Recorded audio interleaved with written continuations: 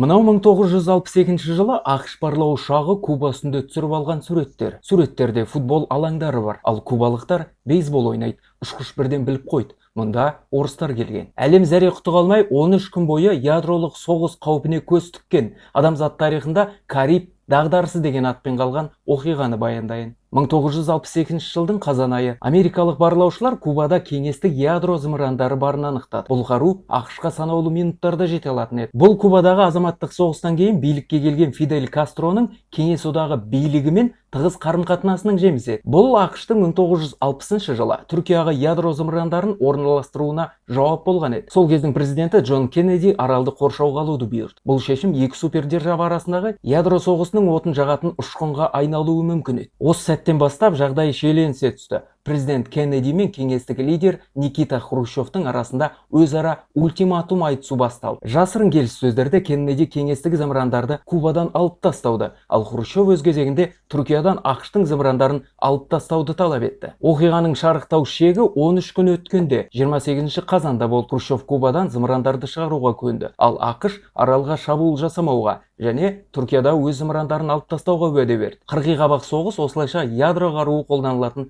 соғысқа айналуы мүмкін еді. Саяси және тарихи фактілерді біле жүргіңіз келсе, арнаға жазыла кетіңіз.